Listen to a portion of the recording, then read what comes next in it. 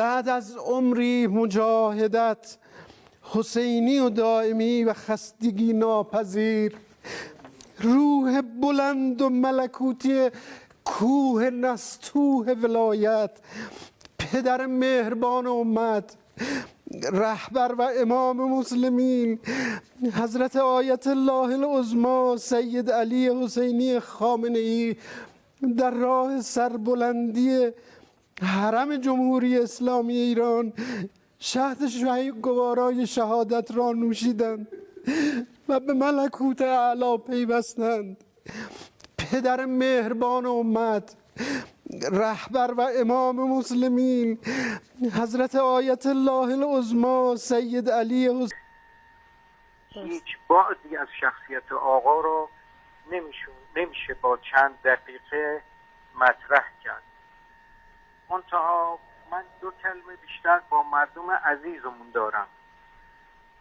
اگرچه این زایه بسیار جانکاهه، ولی مردم عزیزمان باید مطمئن باشند که هیچ خللی در طی راه روشن امامین انقلاب پیش نخواهد اومد. مدیریت رو با تمام وجود حفظ کردن، توکل و توسل و بدون هیچ تزلزلی در تدابیر خود، در مدیریت خود. وقتی من خدمت ایشان رسیدم با یک روحیه‌ای داشتم، با عنوان کسی که باید این مدت رو مدیریت میکرد و این فاجعه شهادت شهید رئیسی وضعیت عواطفی ما را فوق العاده متأثر کرده بود. In grief, they dance, celebrating the life of those they've lost.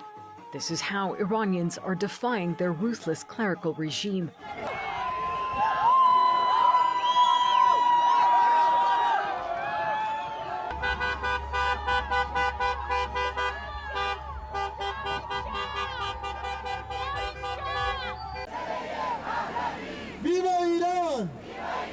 El pueblo iraní se posicionó de años con el pueblo iraní.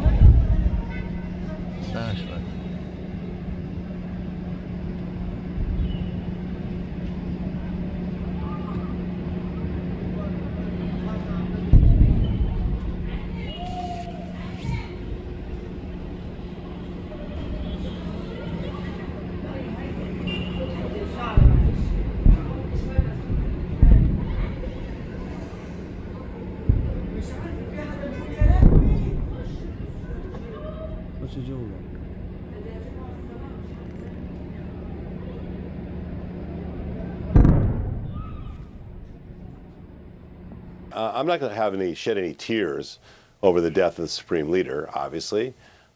This individual in the leadership of Iran has killed tens of thousands of their own people. Look what happened today. They shot ballistic missiles into Israel, to the UAE, to Saudi Arabia, to Kuwait. This is a regime that has been out of control for many, many, many years. So the question for us, all of us to ask, is then what comes next? And I think you've had a lot of guests on today who talk about this idea of regime change. You know, sadly, I've been involved in having worked in several administrations. We don't have a great track record here. You know, I remind you, you covered it, Iraq, Afghanistan, Libya.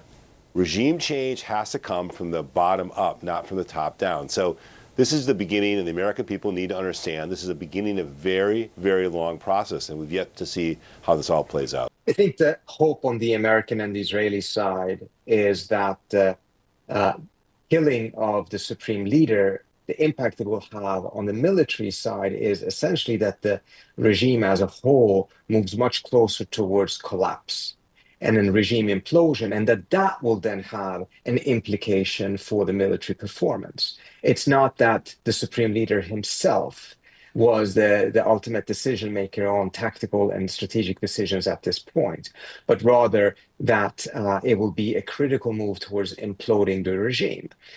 Incidentally, it's also been the Israelis that have very much pushed for this, believing that by killing the supreme leader, they also kill an era of 47 years in which this Islamic Republic has been in place. Even if the republic or the theocracy survives, the symbolism of Khamenei being assassinated is something that the Israelis have argued is very, very important. Well, it certainly has been the case in other places that by taking out critical leaders within an organization or within the system, you have been able to, at a minimum, defang it and paralyze it.